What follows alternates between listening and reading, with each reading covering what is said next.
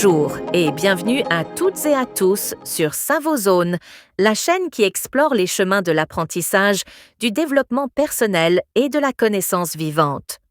Aujourd'hui, nous allons nous attaquer à un mal discret mais profondément enraciné, la paresse. Pourquoi avons-nous parfois du mal à nous lever, à agir, à avancer? Et surtout, comment s'en sortir? Pour en parler, j'ai le plaisir de recevoir un invité passionné par le fonctionnement de l'esprit humain, coach en motivation et auteur du livre Réveiller le feu intérieur, Monsieur Julien Verne. Bonjour Julien. Bonjour. Merci infiniment de m'accueillir sur Savozone. C'est un vrai bonheur d'échanger sur un sujet aussi universel que délicat. La paresse, ce n'est pas juste un mot, c'est un ressenti, un poids, parfois une prison invisible. Justement, on associe souvent la paresse à la fainéantise, au manque de volonté. Mais est-ce vraiment si simple? Pas du tout. C'est même une idée reçue. Ce que l'on appelle paresse est souvent un masque. Derrière, il peut y avoir de la peur, un manque de sens, de la fatigue mentale, ou même un déséquilibre hormonal. Il faut arrêter de voir le paresseux comme quelqu'un de mauvais ou inutile. Il faut écouter ce que cette inertie veut nous dire. Donc, selon vous, la paresse est un signal, pas une faiblesse? Exactement. C'est un message que notre cerveau ou notre cœur nous envoie. Par exemple, « Je ne vois pas l'intérêt de ce que je fais » ou « Je suis dépassé » ou encore « Je n'ai plus d'énergie pour me battre ». Il est crucial de comprendre la racine de cette immobilité avant de pouvoir la dépasser. Mais alors, comment on fait pour sortir de cette spirale? Quand on est au fond du canapé, qu'on a des choses à faire, mais qu'on ne bouge pas. Par quoi commencer? La première étape, c'est la bienveillance. Se dire « Ok, je suis là, bloqué, mais je ne vais pas me juger ». Ensuite, il faut diviser la montagne.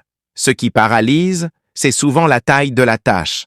Si je dis « je dois écrire un livre », je bloque. Si je dis « je vais écrire 10 minutes », là, c'est jouable. C'est la méthode des micro-actions. Et est-ce que la motivation joue un rôle dans tout ça? On entend souvent dire « je n'ai pas la motivation ». Ah, la motivation. C'est une erreur classique. Beaucoup attendent la motivation pour agir. Mais dans la réalité, c'est l'action qui génère la motivation. Tu bouges, tu avances un tout petit peu, et ton cerveau commence à produire de la dopamine.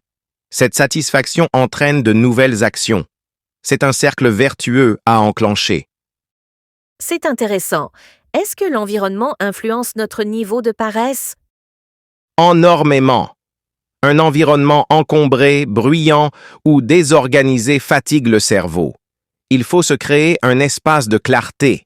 Et je dirais aussi, s'entourer de gens qui avancent, qui te tirent vers le haut.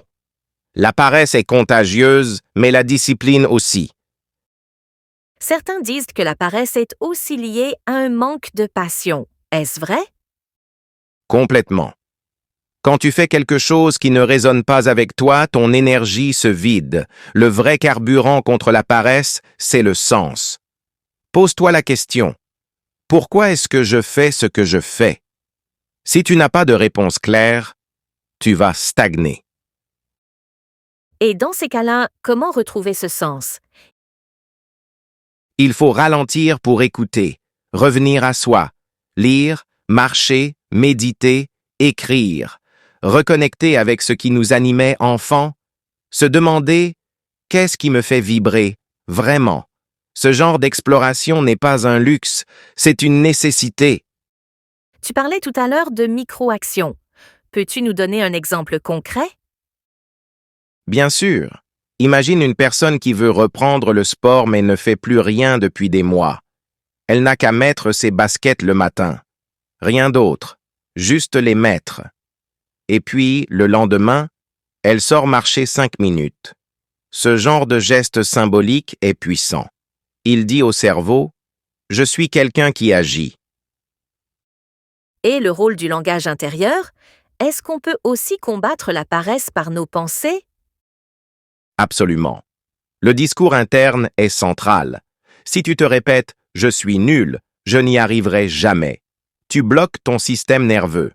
À l'inverse, des phrases simples comme « je peux essayer »,« je vais faire un petit pas » peuvent relancer la dynamique. Et que penses-tu? As-tu des routines du matin pour éviter la paresse qui s'installe dès le réveil? Les routines matinales sont de véritables déclencheurs. Ce n'est pas une question d'heure, mais de rituel.